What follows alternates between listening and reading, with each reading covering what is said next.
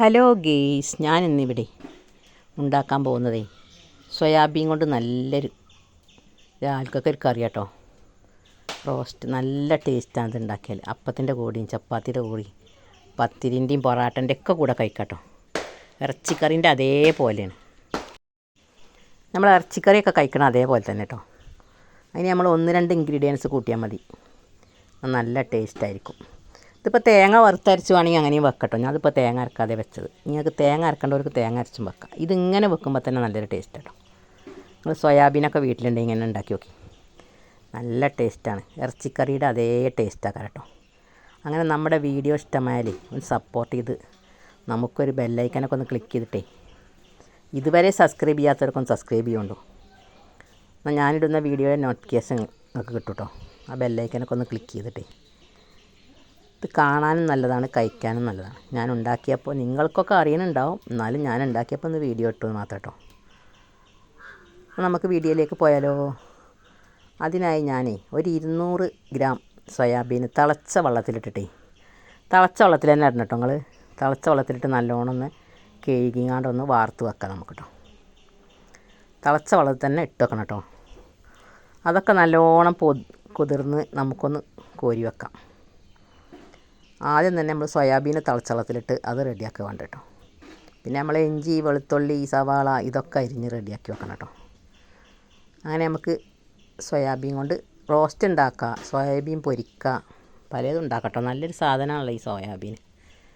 എല്ലാവർക്കും കഴിക്കാൻ പറ്റുമല്ലോ, ഏത് കൊളസ്ട്രോളിൽ ഏത് രോഗികൾക്കൊക്കെ കഴിക്കാൻ പറ്റും. അങ്ങനെ നിങ്ങൾ ഉണ്ടാക്കിയിട്ടൊന്ന് ഫീഡ്ബാക്ക് അറിയിക്കൊണ്ടു. വീഡിയോ ഇഷ്ടമായാൽ നമ്മളെയൊക്കെ ഒന്ന് സപ്പോർട്ട് ചെയ്തിട്ടേ ആ കുഞ്ഞി ബെല്ലൈക്കനൊക്കെ ഒന്ന് അമർത്തി നമ്മളെ സപ്പോർട്ടാക്കണം. നമുക്ക് ഉണ്ടാക്കാൻ തുടങ്ങിയാലോ. അതിനൊരു നോൺ സ്റ്റിക്കിൻ്റെ പാൻ അടുപ്പത്ത് വെച്ചിട്ടേ കുറച്ച് വെളിച്ചെണ്ണ ഒഴിച്ച് കൊടുക്കട്ടെ. 2-3 ടീസ്പൂൺ വെളിച്ചെണ്ണ ഒഴിച്ച് കൊടുക്കാം നമുക്ക്.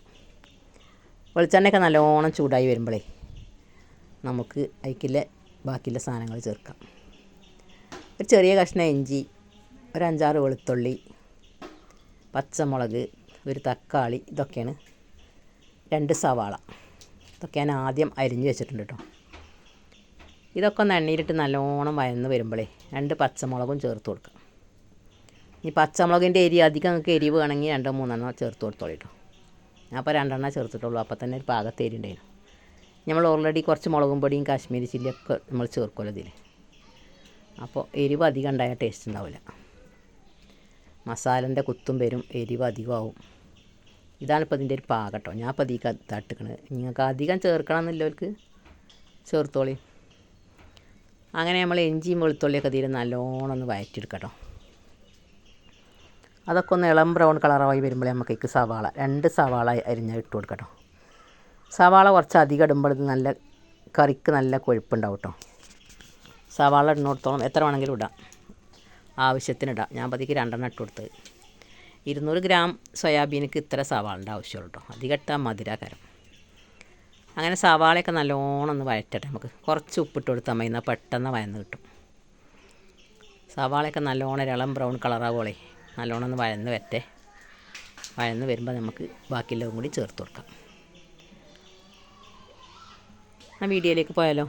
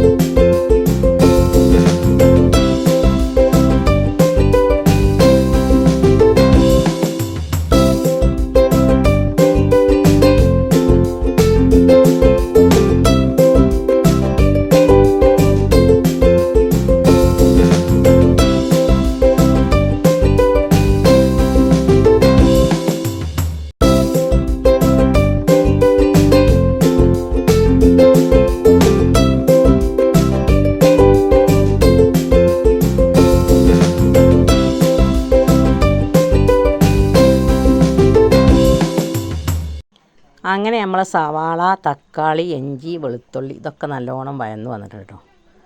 നമുക്ക് ഇതിലേക്ക് പൊടികൾ ചേർത്ത് കൊടുക്കാം കേട്ടോ. ഇതൊക്കെ നല്ലോണം വഴന്ന് വന്നു.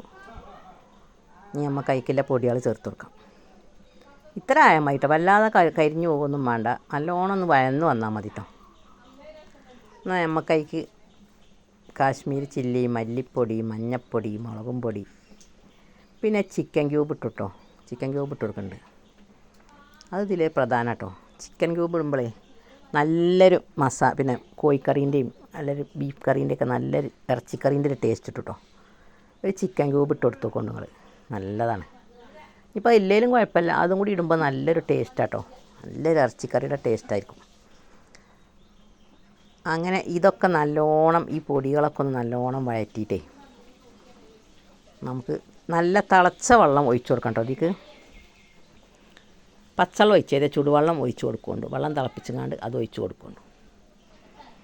അങ്ങനെ ഇതൊക്കെ ഒന്ന് നല്ലോണം ആ മസാലകളൊക്കെ ഇട്ടിട്ട് അതിൽ നല്ലോണം ഒന്ന് വഴന്ന് വരട്ടെ. എന്നിട്ട് നമുക്ക് തിളച്ച വെള്ളം ഒഴിച്ച് കൊടുക്കാം കേട്ടോ. ഞാനിപ്പോൾ ആദ്യം കുറച്ച് വെള്ളം തിളപ്പിച്ച് വെച്ചിരുന്നു, അത് ഒഴിച്ച് കൊടുക്കാം. ഉപ്പ് നമ്മൾ ഓൾറെഡി ഇട്ടിക്കണമല്ലോ. അപ്പം ഇനി ഉപ്പില്ലെങ്കിൽ കുറച്ചിട്ട് നോക്കിങ്ങാണ്ട് ഇട്ടാൽ മതി കേട്ടോ. അങ്ങനെ ആവശ്യത്തിന് വെള്ളം ഒഴിച്ച് കൊടുത്തിട്ട് നമുക്ക് സോയാബീനായിക്ക് ഇട്ട് കൊടുക്കാം. എന്നിട്ട് അടച്ച് വെച്ചങ്ങാണ്ട് നമ്മളൊരു 10 മിനിറ്റ് നേരം വേവിച്ചാൽ മതി കേട്ടോ. എളുപ്പത്തിൽ വേണുണ്ടാവും.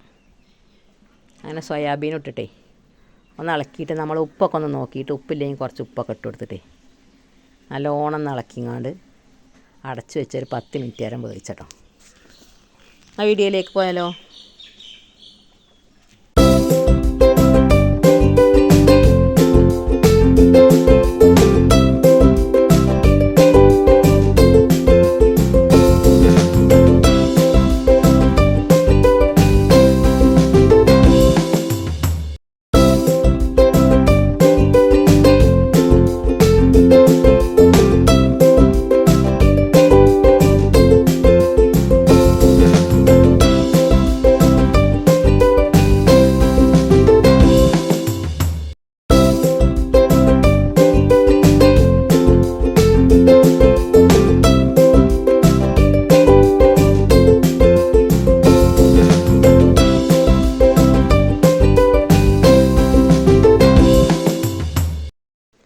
അങ്ങനെ ഗേസ് ലാസ്റ്റ് നമുക്ക് കുറച്ച് ടൊമാറ്റോ സോസ് ഒഴിച്ച് കൊടുക്കട്ടോ.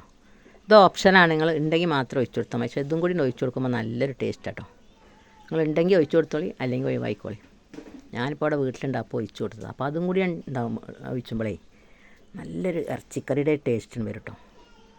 നമ്മൾ ഹോട്ടലിൽ നിന്നൊക്കെ കിട്ടുന്ന ഇറച്ചിക്കറി ഉണ്ടല്ലോ, അതേ ടേസ്റ്റ് ആയിരിക്കും കേട്ടോ. എന്നാൽ വീഡിയോയിലേക്ക് പോയാലോ.